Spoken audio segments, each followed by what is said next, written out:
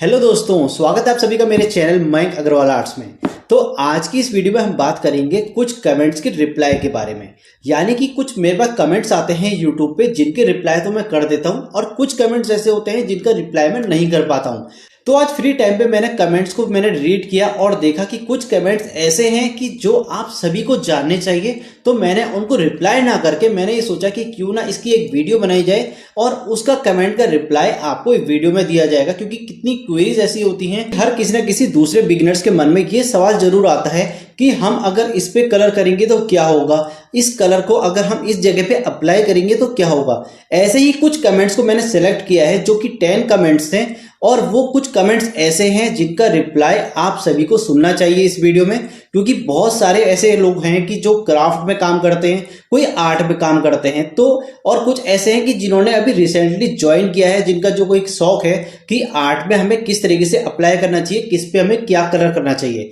तो वही क्वेरीज जो हैं उनका आज रिप्लाई मैं आपको वीडियो में दूंगा और उन सबके कमेंट्स को मैं रीड करके एक एक करके आप सभी को उस चीज के बारे में बताऊंगा। तो चलिए पहले हम शुरू करते हैं। तो दोस्तों यहाँ पे जो सबसे पहला कमेंट है, लड्डू गोपाल जी के श्रृंगार में कौन सा कलर यूज करूं परमानेंट के लिए। तो देखिए दोस्तों, लड्डू गोपाल जी की जो मूर्ति होती है वो अष्ट धातु से बनाई जाती है। तो वहां पे आपको कलर ऐसा करना है जो परमानेंट रहे, क्योंकि लड्डू गोपाल जी का वहां पे स्नान भी कराया जाता है। तो कोई इस तरीके से आपको कलर ऐसा करना है जो वहां पे कलर आपका रिमूव ना हो या उनको स्नान कराते समय कलर निकले नहीं। तो वहां पे आपको ना ही एक्रेलिक कलर करना है ना ही कोई वाटर कलर करना है। वहां पे सिर्फ और सिर्फ आपको ऑयल पेंट कलर करना है। अगर आपकी कोई मूर्ति छोटी है तो वहां पे आपको 50 ml की आपको सीसी आती है ऑयल पेंट की, वही आपको डायरेक्ट वहां पे अप्लाई करनी है। क्योंकि क्या होता है कि देखिए, जो मूर्ति आती है वहां पे आईज अच्छे तरीके से कुछ ड्रॉ नहीं होती है और आप चाहते हैं कि आईज अगर आपको बनानी है या वहां पे कुछ आपको श्रृंगार करना है कुछ इस तरीके से, वहां पे सिर्फ ऑयल पेंट का आप यूज करेंगे और कोई पेंट का आपको यूज नहीं करना है, जिससे वो कलर परमानेंट भी रहेगा और हर टाइम आप उसमें जब भी आप स्नान कराएंगे तो वो कलर भी बना रहेगा। तो अब चलते हैं दूसरे कमेंट की तरफ। यहाँ पे लिखा है, कैमिल और फेविक्राइल में कौन सी कंपनी का एक्रेलिक कलर बेस्ट होता है। तो देखिए, अब मैं कोई ऐसी कंपनी का नाम नहीं लूंगा क्योंकि मैंने दोनों ही कंपनी यूज करी हुई हैं और दोनों ही कंपनी के कलर बेस्ट हैं। तो इसमें कोई मैं ऐसा नहीं कहूंगा कि इस कंपनी का में आप जाओ या कंपनी का आप यूज करो या दूसरी कंपनी का यूज करो, क्योंकि दोनों ही कंपनी के कलर सेम रहते हैं। मैंने दोनों ही अप्लाई करे हैं क्योंकि मेरे जो प्रोडक्ट हैं वो फेविक्राइल के कुछ ज्यादा हैं, क्योंकि फेविक्राइल में मुझे और भी बहुत चीजें मिल जाती हैं। इसलिए मैं कलर्स का जो यूज करता हूँ वो फेविक्राइल के करता हूँ। और जो कैमिल की कंपनी है वो कैमिल के जो कलर्स आते हैं एक्रेलिक, वो भी बिल्कुल सेम वर्क करते हैं। तो आप दोनों कोई भी कंपनी में जा सकते हैं। और ये क्वेश्चन ऐसा है कि जो आजकल के जो बिगिनर्स हैं उनके मन में रहता है, तो मैं आपको बता दूं कंपनी से कोई फर्क नहीं है। तो अब चलते हैं तीसरे कमेंट की तरफ। जो सबसे ज्यादा कमेंट मुझे मिलता है और इसका रिप्लाई मैंने कुछ लोगों को दिया भी है और कुछ लोगों को नहीं भी दे पाया हूं। और ये जो कमेंट है मुझे आया है और आप सभी लोगों के मन में होगा, सूखा हुआ कलर कैसे लिक्विड करें। मतलब जो कलर कोई सूख गया है उसको वापस से आप उसको कैसे ठीक करें। मतलब कितने कलर कुछ ऐसे होते हैं कि एक्राइलिक है, कुछ होता है किसी का ग्लास कलर है, और ये सेम मेरे पास क्वेश्चन आते हैं कि आप इस कलर्स को फिर से कैसे ठीक कर सकते हैं।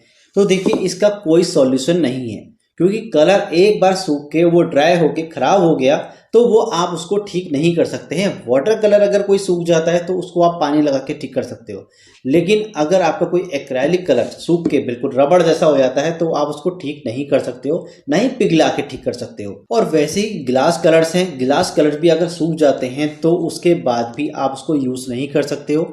अगर किसी केमिकल से या किसी भी चीज से आप उसको रीयूज करते हो और वो कलर थोड़ा सा यूज करने में आ भी जाता है, तो जो आपको फिनिशिंग चाहिए, जो कलर में आपको चीजें चाहिए होती हैं, वो आपको फिर से उसको रीयूज करने पे नहीं मिलेगी। इसलिए उन कलर्स को आप सोचेंगे कि उसमें टाइम लगाएंगे कि उसको ठीक कर दूं, उससे अच्छा आप न्यू बाय करिए और नए तरीके से आप अपना वर्क को शुरू कर सकते हैं। तो इसका कोई सॉल्यूशन नहीं है। अब हम चलते हैं अपने चौथे कमेंट की तरफ।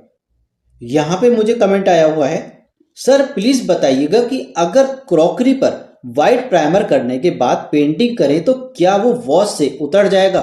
अब इन्होंने जो रिप्लाई मुझे किया है वो मेरी उस वीडियो पे किया है जहां पे मैंने बताया है कि ग्लास बॉटल पे आप प्राइमर करिए, तभी उस पे एक्रेलिक कलर करिए।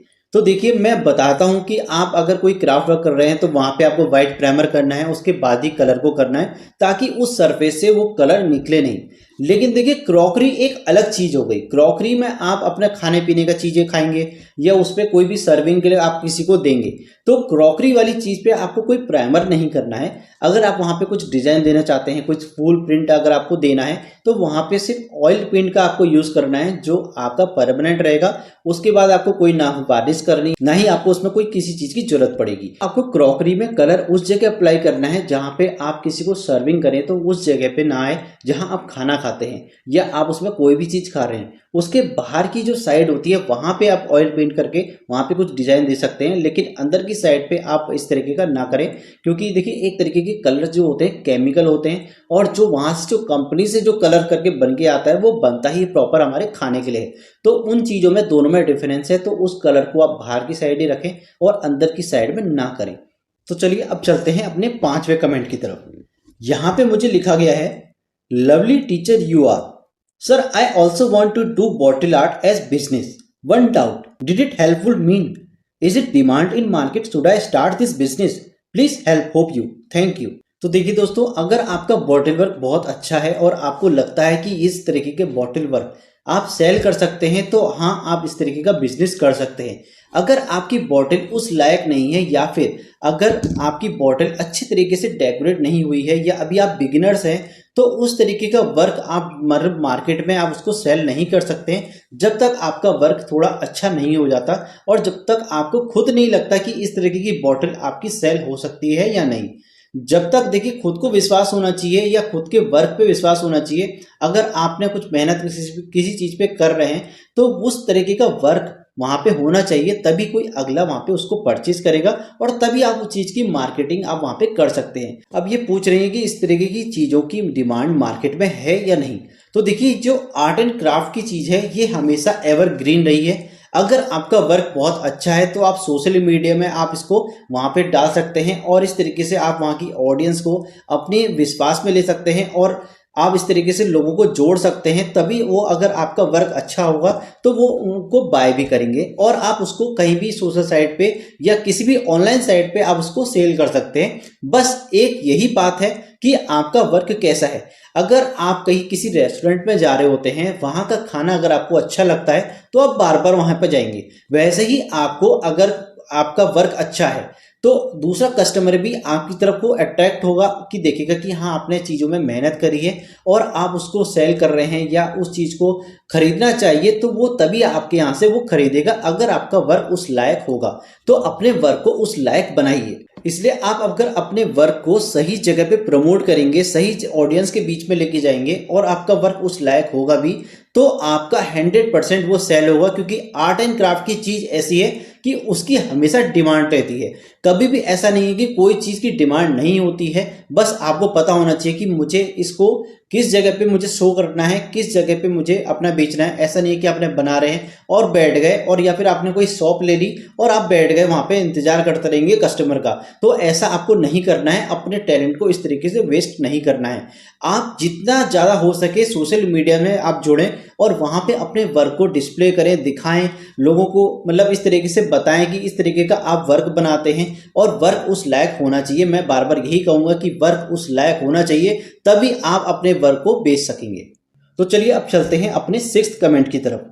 यहां पे लिखा है, फैब्रिक कलर स्किन के लिए तो कोई प्रॉब्लम नहीं करता। यहाँ पे ना ही आपको फेस पे या आप अपनी जो बॉडी पेंट करते हैं वहां पे आपको ना ही फैब्रिक कलर यूज करना है, ना ही एक्रेलिक कलर को यूज करना है और ना ही वाटर कलर का आपको यूज करना है। क्योंकि वाटर कलर भी अगर आप यूज करेंगे, ये सोचेंगे कि वो तो पानी से वॉश हो जाएगा, तो आपको वो भी कलर नहीं करना है। क्योंकि जो बॉडी पेंट होता है उसका कलर अलग आता है जो नॉन टॉक्सिक होता है, वही कलर आपको अप्लाई करना है। क्योंकि देखिए सबकी स्किन अलग अलग होती है, किसी की स्किन सेंसिटिव होती है, किसी की कुछ अलग होती है और किसी की ऑयली होती है। तो इस तरीके से इन कलर्स का यूज आपको नहीं करना है। क्योंकि कोई क्या होता है कि स्कूल के टाइम पे भी या कोई बच्चों को अगर आपको ड्रेसअप करना है या कहीं आपको कुछ आर्ट बनाना है या कोई टैटू भी आपको बनाना है, तो वहां पे कुछ इस तरीके के कलर्स का आपको यूज नहीं करना है। क्योंकि नॉन टॉक्सिक ये कलर नहीं होते हैं, उसके लिए एक बॉडी पेंट अलग आता है। मैं उसका लिंक अपनी वीडियो में दे दूंगा, तो वहां से आप इस चीज को परचेज कर सकते हैं। तो चलिए अब हम चलते हैं अपने 7th कमेंट की तरफ। ये जो कमेंट लिखा गया है वो मेरी गोल्ड लीफिंग वाली वीडियो में लिखा गया है, can we stick this on marble stone. तो देखिए, अगर जो गोल्ड लीफ होती है उसको मैंने उसमें वीडियो में भी बताया है कि इसको आप किसी भी सरफेस पे यूज कर सकते हैं। अगर आपका कोई मार्बल स्टोन है तो वहां पे भी आप इस तरीके की गोल्डन लीफ का इस्तेमाल कर सकते हैं। गोल्डन लीफ का ग्लू अलग से आता है, वही आपको परचेज करना है। कोई फेविकॉल या कोई अदर ग्लू से आपको उसको पेस्ट नहीं करना है। आप सोचेंगे कि जो गम आता है उससे भी पेस्ट करते, तो उससे आपको पेस्ट नहीं करना है। और इसी से रिलेटेड मेरे को 8th कमेंट जो मैंने इसमें सेलेक्ट किया है उसमें ये गोल्ड लीफिंग के लिए लिखा गया है, ये पानी से खराब तो नहीं होता। तो देखिए, गोल्ड लीफ आप पहले तो किसी भी सरफेस पे इसमें यूज कर सकते हैं, चाहे आपका कोई प्लास्टिक है, कैनवास है, या कोई आपकी मार्बल स्टोन है, या फिर कोई आपका नॉर्मल स्टोन भी है, या आप किसी भी सरफेस पे यूज कर रहे हैं, या पेपर पे यूज कर रहे हैं, या अपने बॉटल में यूज कर रहे हैं, तो वहां पे आप किसी भी सरफेस पे इसको यूज कर सकते हैं। और ये वॉश नहीं होता है, क्योंकि ये इस तरीके से स्टिक हो जाता है। तो आप इसमें मतलब पानी डालें या कुछ डालें, या फिर आप 1 साल बाद या कभी भी या तुरंत बाद भी आप इसको वॉश करेंगे तो ये नहीं निकलता है। तो इसमें आप बेफिक्र हो जाइए, ये पूरी तरीके से वाटरप्रूफ रहता है और कहीं भी किसी भी सरफेस से वो नहीं निकलता है। तो चलिए अब चलते हैं अपने 9th कमेंट की तरफ। यहाँ पे जो मुझे कमेंट आया है वो मेरी उस वीडियो में आया है जहां मैंने बताया है कि आपको फैब्रिक पे कौन सा फैब्रिक कलर यूज करना चाहिए या एक्रेलिक कलर यूज करना चाहिए, और उसमें हमें मीडियम का यूज करना चाहिए।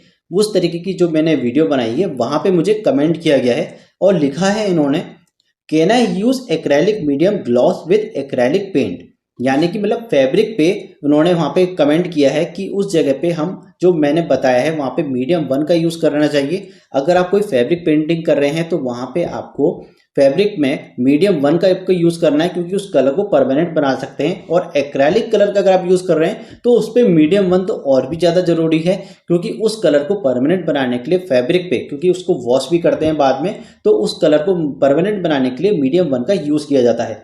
लेकिन ये बात कर रहे हैं एक्रेलिक मीडियम ग्लॉस की। तो देखिए, अगर हम फैब्रिक पे कोई वर्क कर रहे हैं तो वहां पे जो हम यूज करते हैं मीडियम, वो होता है कैमिल का मीडियम 1।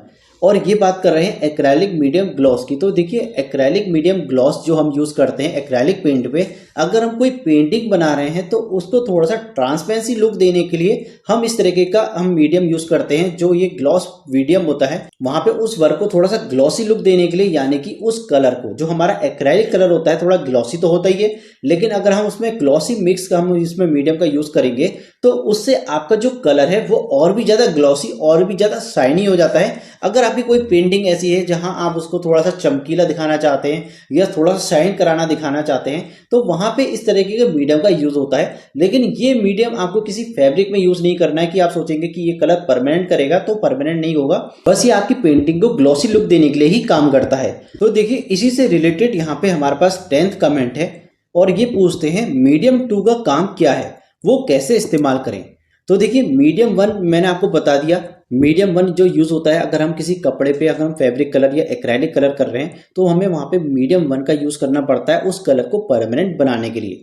और अगर आप कोई फैब्रिक पेंटिंग कर रहे हैं तो उसको आपको 10 डेज के बाद ही आपको उसको वॉश करना है। और मतलब वॉश करने से पहले जैसे आप उसको परमानेंट, जैसे कलर आपका ड्राई हो जाता है तो उसके बाद आप उसको बैक साइड से आयरन और कर दिए, जिससे आपका कलर उसका परमानेंट हो जाए। और 10 डेज के बाद आप उसको वॉश करना है।